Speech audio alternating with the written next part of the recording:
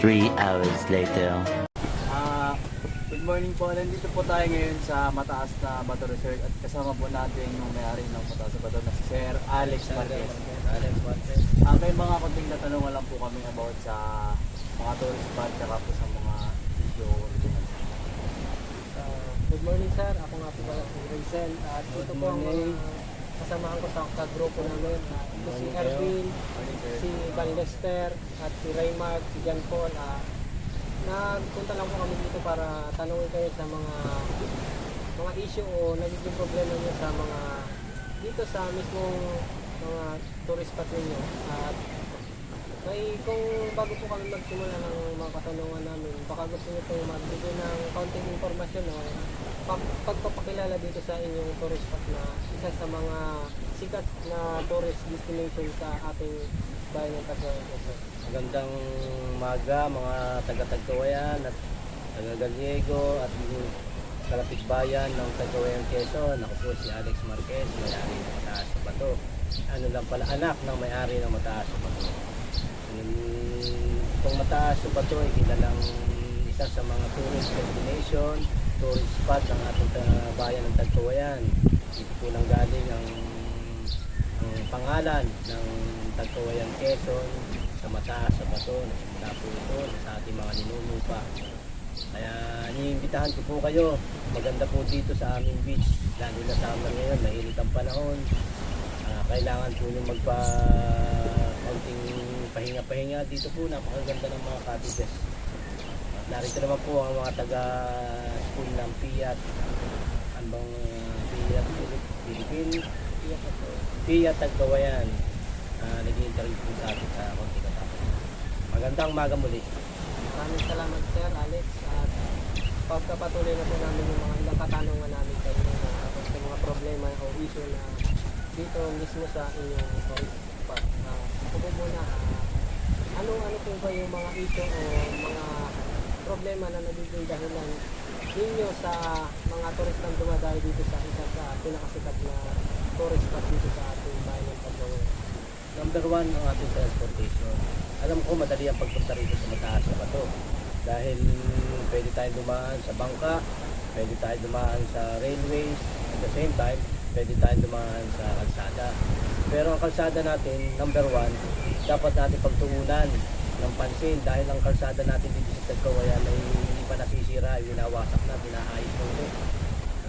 Yun talaga yung pinakang una sa mga dayo natin mga bisita. Pero pag mga taga rito lang, siguro sanay na ang tao na malapit naman, lalo sa bayan ng Tagkawayan, papunta rito, wala namang mga gasin ng mga sirang kalsada. Pero yung mga bayan, ibang bayan, pag papunta rito, laging sa akin, sa akin ng mga tao, ang samahan ng kalsada natin. Pagdating naman dito sa loob, number 1 talagang problema dito, mapasok na bagyo. Kasi once na may pumasok dito ang bagyo, sigurado may masisirang mga cottages dito. Panibagong puno na naman, panibagong pagpapagawa na naman ng cottage, panibagong gastos na naman yan. Number 2 ay hindi naman siya ako nag-ano, medyo yung mga tauhan dito sa kabila ay feeling mayari. Kinaraduhan ako dito sa kapatid ko, marami ang kapatid ko sa Amerika. Hindi kinarangan ako dito. Yung access dito sa papasok sa akin dito sa Mataas na Bato, medyo nahihirapan din ako. Yun lang naman ang pinakang So isa pang number nabigyan ko naman rin ng solusyon yung sa issue ng salabay. Huwag na po kayong mag-alala sa salabay dahil protected po ang aming resort sa mga salabay fences. May lampas na po dito. Kaya dati pong problema yan pero ngayon hindi na. Ito naman po. Sa akin naman po ay ano po yung mga issue po o mga nagiging problema po dito sa inyo po ng tourist spot po? Nabanggit ko na di ba kanina yun? Yun nga, ang number 1 issue, ang problema dito, number 1 talaga sa kalsada. Bago makapunta rito, namang problema ang tao. Dito, pagdating sa Tagkawayan, okay lang. Pagdating sa Karatig Bayan, yun ang problema. Ang magiging issue lagi ang sama naman ng daan natin papunta rito. Lalo na yung mga foreigner, ng beses ako dito nagkameron dito ng foreigner. Sagot sa akin lagi, sama ng daan dito. Sa akin naman po, Sir Alex, may mga problema po ba ang dito sa ordinance?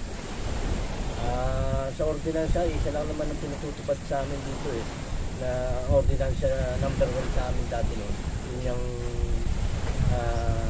fence, kalabay fences bago kami magkameron ng business permit ay isa sa mga pinalagyan sa amin yan ng yung mismong munisipyo ng LGU na magkameron ng safe, maging safe ang ating mga maglalango, bata, maging safe. Isa pa, kailangan din ng sundin natin sa fire department yung pagbili ng fire extinguisher. Pero laki ng dagat natin, hindi na natin kailangan. Pero nagbili pa rin ako for compliance, nagbili pa rin ako ng fire extinguisher. Pero pagdating naman sa katahimikan, sa kalsada, sa mga kalat, everyday naman yan, nilawalsan. Talaga lamang ang ating panahon ngayon ay napakainit, kaya halos lahat ng dahon pumapatak. Pero yung mga basurang mga mga plastic, wala kayong makikita din na ano, dahil everyday po namin nililinisan. Yung sa pagdating naman sa yung ingay ng mga video, okay, meron ditong ordinansya na sa buong Tagkawayan at sa buong Barangay Rizal na hanggang 11 o'clock lang ang video. Pero hindi naman dito applicable yun dahil nga ito private, at the same time wala namang kapitbahay dito magre-reklamo. Yun ay siguro applicable lamang sa may mga kapitbahay. Kaya kahit dito umabot ng umagang ng malakas ng sound system, wala naman nagre-reklamo. Pagdating naman sa katahimikan, accessible naman tayo sa mga barangay tanod at barangay tanod, sa police station, naka-ano tayo lagi, naka-updated tayo sa mga police station, sa mga police, sa mga maritime. Kaya kung ano maging problema dito ay lagi namin ina-action na. Ano po ang mga issue o